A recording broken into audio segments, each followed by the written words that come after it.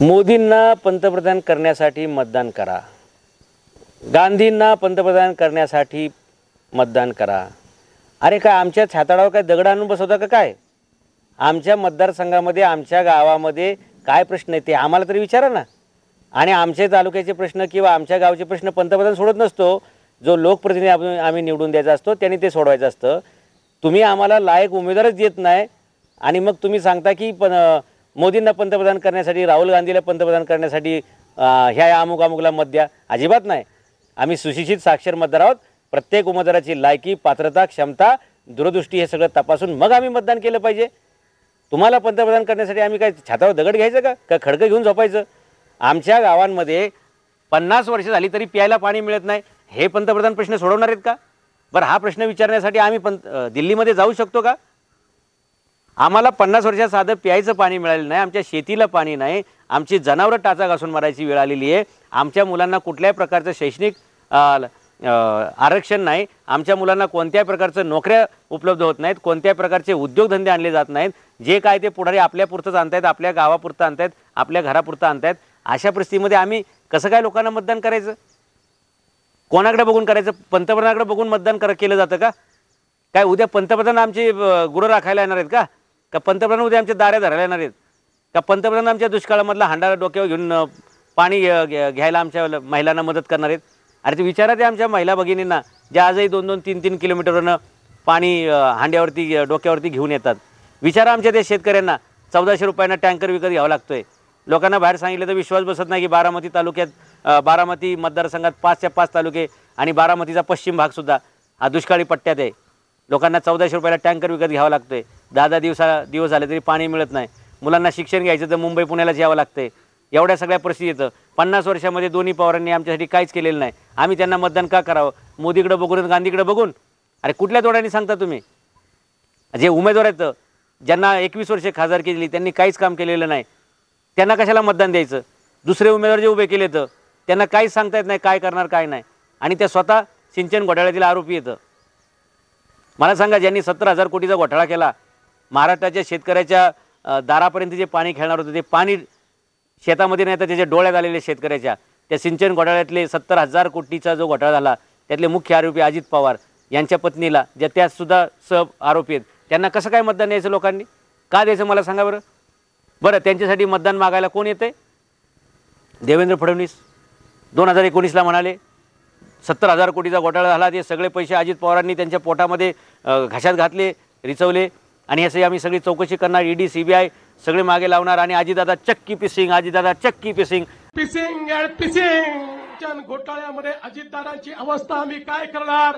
आमचे नाथाभाऊ खडसेंच्या भाषेत सांगायचं झालं तर आमचं सरकार आल्यानंतर अजितदादा चक्की pissing pissing pissing and pissing असं बोलले 2019ला देवेंद्र फडणवीस।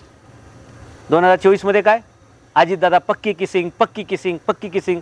आता चिक्की पिसिंग ते पक्की किसिंग, कसं काय बरं फरक झाला? ज्यांनी आमच्या शेतामध्ये येणारं पाणी, आमच्या दारात येणारं पाणी, आमच्या लेकरांच्या तोंडात येणारं पाणी हे सगळं पळवलं, त्यांना आम्ही मतदान द्यायला तुम्ही सांगताय। कुठल्या तोंडाने सांगताय मला सांगा बरं? तुमचं पण बोट बरंच मोठं दिसतंय, 70,000 कोटीतले बरेचसे तुमच्याही पोटात रिचवलेले दिसतंय, तसे तुम्ही लंबोदरच आहात ना। गेल्यावेळी तुम्ही त्यांच्या विरोधात बोलत होते, आज यावेळी तुम्ही त्यांच्या वतीनं मतं मागायला येत आहे। तुम्ही मतदाराला काय वेश्या समजता का काय? याला मत द्या त्याला मत द्या, तुम्ही मोठी गोची करून ठेवलेली आहे। तुम्हाला गरज नसताना तुम्ही हे उद्योग करून ठेवलेला आहे। या महाराष्ट्राच्या सगळं राजकारणाची विण उचकडून टाकली देवेंद्र फडणवीस यांच्या महत्त्वाकांक्षेनं। काय गरज होती हे सगळे उद्योग करायचे? त्यांनी तुमचा पक्ष फोडला होता, त्यांनी शिवसेना फोडली होती, मग तुम्ही शिवसेना फोडली, उट्ट फिट्ट झालं, फिट्टमफाट झाली की नाही? त्यांनी तुमचा पक्ष फोडला नव्हता, त्यांनी म्हणजे शरद पवारांनी शिवसेना फोडली होती, तुम्ही शिवसेना फोडली, म्हणजे त्यांनी शिवसेना फोडून सत्तेत आले, मग तुम्ही शिवसेना फोडली, तुम्ही सत्तेत आले, उट्ट फिट झालं। एकनाथ शिंदे आणि तुमचं 144ची मेजॉरिटी ती, मग तुम्हाला अजित पवारांना सोबत घ्यायची काय गरज पडली होती? अशा वेळी हे तुम्ही कृती करून सगळ्या BJPचा महाराष्ट्रातला पाया उखडलाय। सगळे BJPच्या कार्यकर्त्यांना तोंड घशी पाडले। ज्यांनी अशी शपथ घेतली की आम्ही आयुष्यामध्ये घड्याळाचं काम करणार नाही, आम्ही आयुष्यामध्ये कधी पवार फॅमिलीला मत देणार नाही, त्या सगळ्या कार्यकर्त्यांना तुम्ही फार सरणावरती चढवलेले, फार स्मशानाच्या दारात नेऊन उभं केलेले। कुठल्या तोंडाने त्यांनी मतं मागायची सांगा बरं? आणि आज त्यांनी मतं मागली आणि उद्या युती तुमची तुटली, आघाडी तुटली, ते बिचारे सगळे तोंड घशीत पडणार आहेत ना. कसं काय करणार? अहो, एक मतासाठी 100 कोटी रुपये देता आले असते, एक मतासाठी कॅबिनेट मंत्रीपद देता आलं असतं. पण 13 दिवसाचं सरकार वाचवण्यासाठी अटल बिहारी वाजपेयी यांनी कोणत्याही प्रकारची तडजोड केली नाही.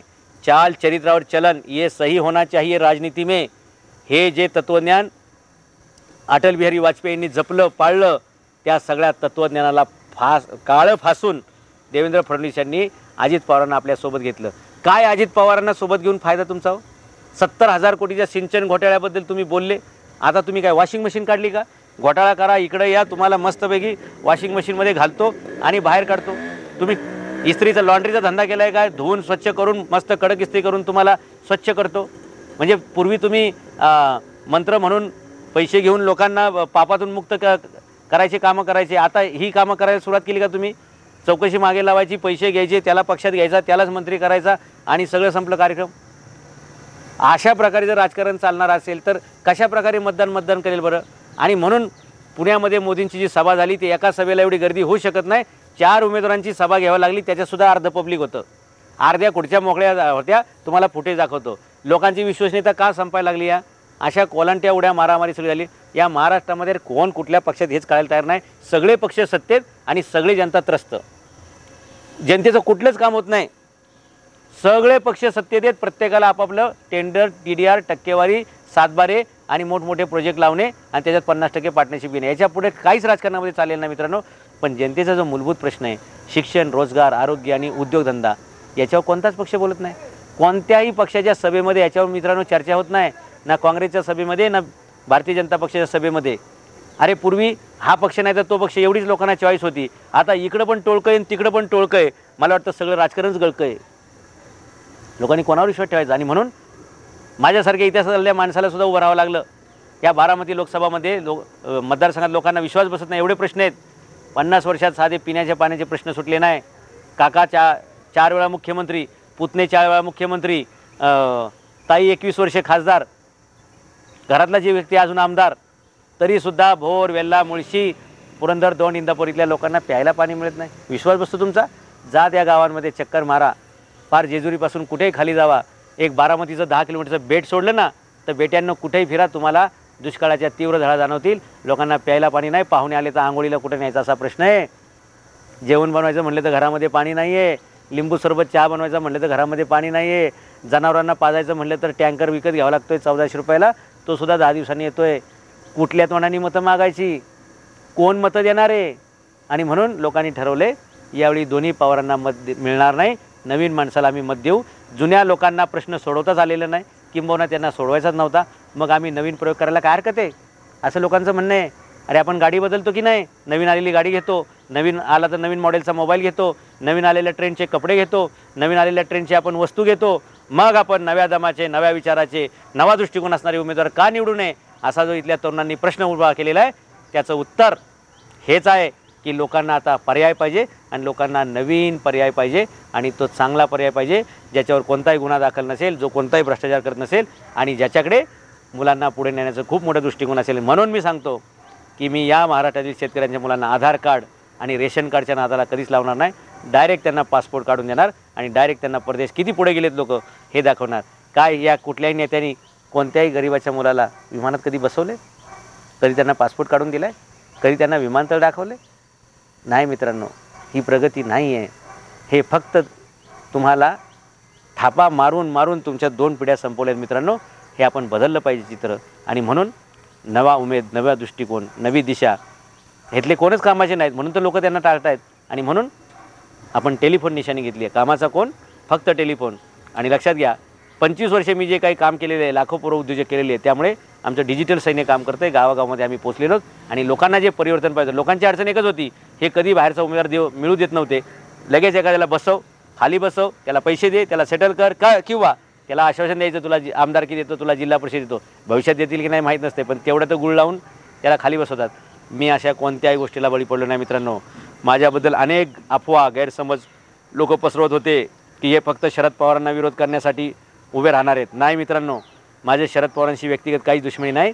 जे काय आहे ते मराठा समाजाच्या आरक्षणासंदर्भात जे सार्वजनिक हिताचं आहे तेच आमचा भांडणाचा मुद्दा होता. आणि भांडण पण याला म्हणता येत नाही, वाद पण म्हणता येत नाही. मित्रांनो, जे आहे वास्तव तो GR मी समोर मांडला, एवढाच माझा मुद्दा होता. बाकी राहिला प्रश्न, मी या दोन्ही पवारांच्या विरोधात आहे, कारण हे दोन्ही पवार जनतेच्या विरोधात आहेत आणि यांनी आम्हाला 50 वर्षे फसवले. कारण मी सुद्धा त्या दुष्काळी भागातूनच येतो, पुरंदर तालुक्यातून. माझं मूळ गाव हे भोरमध्ये आहे, माझं जन्मगाव हे पुरंदरमध्ये, आणि माझं आजोळ हे बारामतीमधलंच करंजे पुले. मित्रांनो, दुष्काळाच्या झाडा मी पण बघितल्यात.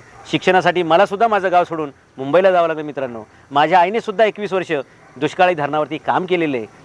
ही सगळी परिस्थिती ज्यावेळी मी लहान होतो 1990च्या काळामध्ये, तीच परिस्थिती 2024ला पण असेल. मित्रांनो, तर काय बदल केला? म्हणून जर हे नेते बदल करत नसतील या जनतेच्या प्रश्नांमध्ये, समस्येमध्ये, तर जनतेला तो अधिकार आहेच ना की यांनी नेतृत्वामध्ये बदल केला पाहिजे. आणि म्हणून यावेळी बदल आढळले आणि लोकांनी ठरवले, कामाचा कोण? फक्त टेलिफोन. कामाचा कोण? फक्त टेलिफोन.